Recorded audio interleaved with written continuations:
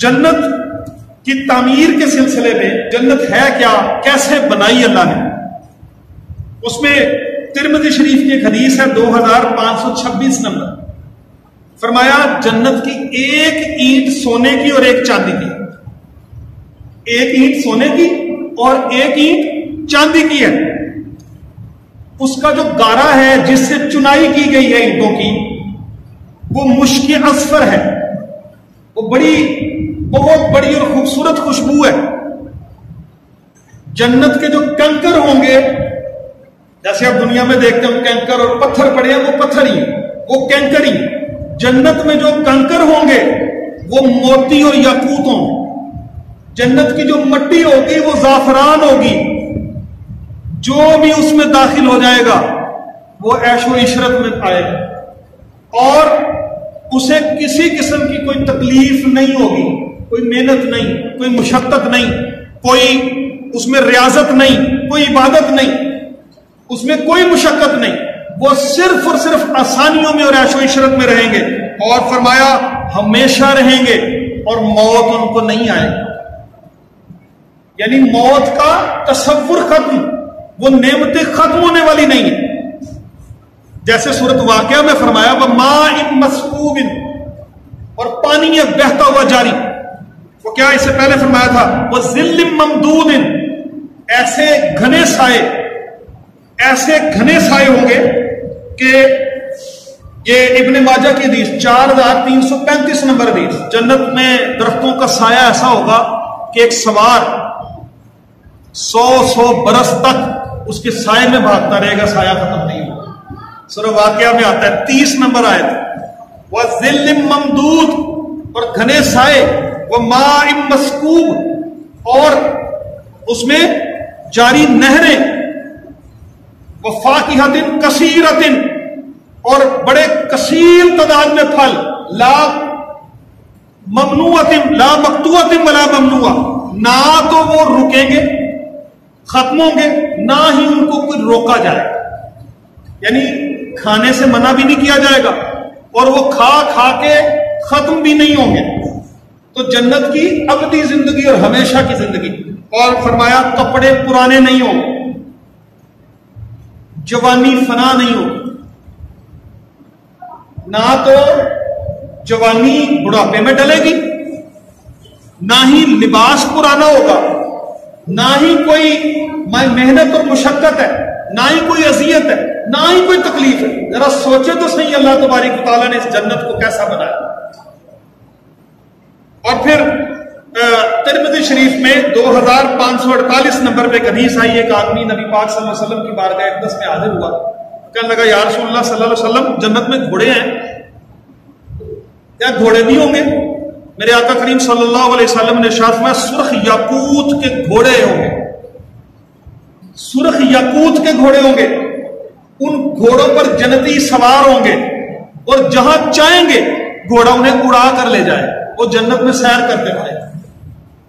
پھر دوسرے شخص نے سوال کیا یا رسول اللہ صلی اللہ علیہ وسلم ادھر اونٹ بھی ہوں گے؟ میرے آقا کریم صلی اللہ علیہ وسلم نے ارشاد فرمایا اگر تم وہاں گئے تو اونٹ بھی ہوں گے،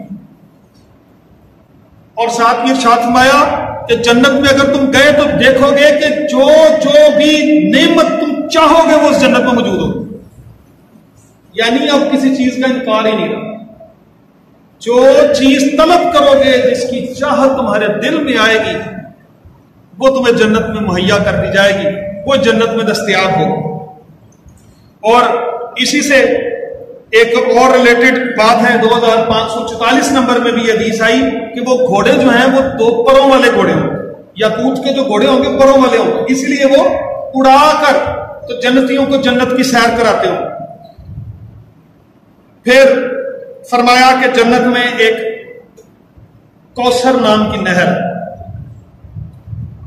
اس کے دونوں کنارے سونے کے، اور پانی کا گزر، جو نہر میں پانی گزرتا ہے وہ موتیوں اور یاقوت پر ہوتا ہے، یعنی نیچے جو فرش ہوگا نہر کا وہ موتیوں کا اور یاقوت کا بنا ہوا ہوگا، اور مٹی مشک سے زیادہ خوبصورت ہوگی، خوشبودار ہوگی، پانی شہد سے زیادہ میٹھا ہوگا اور برف سے زیادہ سفید ہوگا۔ وہ کوثر نہر جو ہے اس سے جنتیوں کو پانی پلایا۔ ترمذی شریف کی حدیث 3361، اور یہی حدیث ابن ماجہ میں بھی آئی 4334 نمبر۔ الکوثر نام کی ایک نہر ہوگی، اور وہ اتنی خوبصورت نہر ہوگی۔ پھر فرمایا کہ جو پہلی جماعت جنت میں آئے گی، جو داخل ہوگی، اس کے 14ویں رات کے چاند کی طرح اس کے چہرے چمک رہے ہوں گے، اور جو دوسری جماعت آئے گی وہ آسمان پر سب سے زیادہ روشن ستارے کی مانند ان کے چہرے ہوں۔ پیشاب اور پخانہ نہیں، تھوک نہیں، ناک کی رطوبت نہیں، اور ان کی کنگھیاں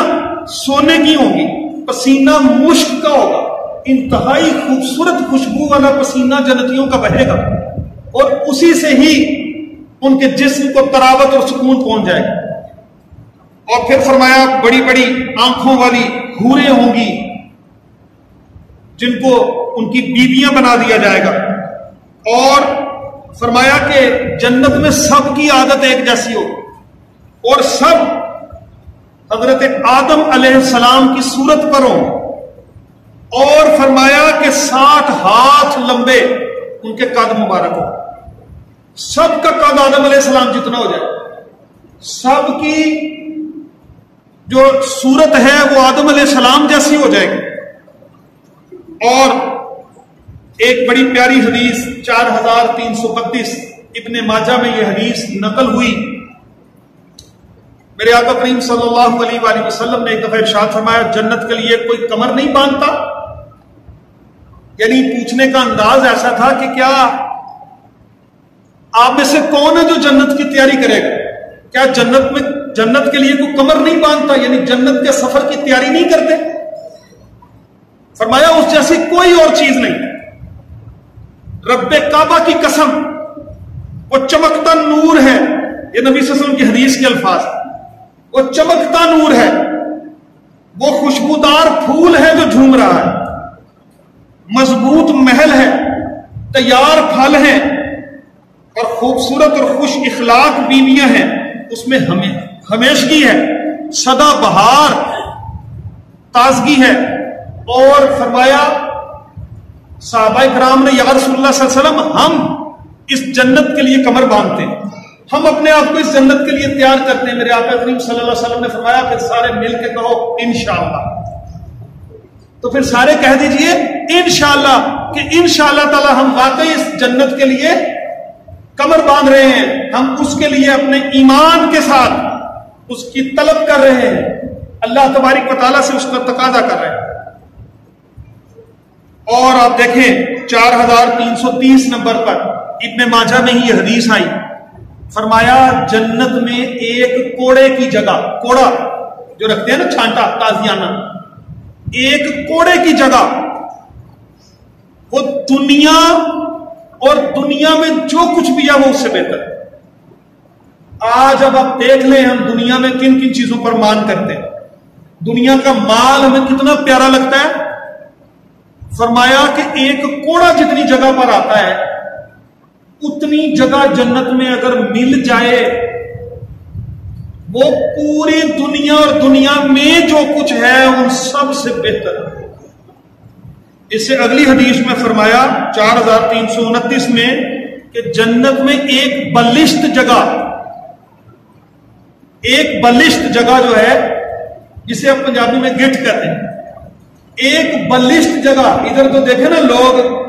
ایک وسیع و عریض زمین پہ کتنی کتنی جو ہے وہ جگہ سے لڑ پڑتے ہیں، اور ظاہر ہے اس کی محبت میں ہی لڑتے ہیں، اگر اس کی پرواہ نہ ہو تو لوگ لڑے بھی نہ۔ تو ذرا ہم سوچیں، ایک بلشت جگہ اگر جنت میں مل جائے تو وہ دنیا اور دنیا ما فیہا سے بہتر جگہ۔ ایک پلڑے میں دنیا کو رکھو، دنیا کی ساری نعمتوں کو رکھو، اور دوسرے پلڑے میں ایک بلشت جگہ جنت کی رکھو، تو وہ افضل بھی ہے، وہ بھاری بھی ہے، وہ عمدہ بھی ہے، وہ بہتر بھی ہے۔ میرے آقا کریم صلی اللہ علیہ وآلہ وسلم نے فرمایا۔ پھر ابن ماجہ میں ہی ایک حدیث آئی 4328 نمبر پر، کہا کہ جنت اللہ نے اپنے نیک بندوں کے لیے تیار کر کے رکھی، اور وہ کیسی جنت ہے جس کے بارے میں آج تک کسی آنکھ نے نہیں دیکھا، وہ کیسی جنت ہے جس کے بارے میں آج تک کسی کان نے نہیں سنا، وہ کیسی جنت ہے کہ جس کے بارے میں آج تک کوئی دل سوچ نہیں سکا، اس کا خیال نہیں آتا کسی دل میں، وہ خیال دسترس میں نہیں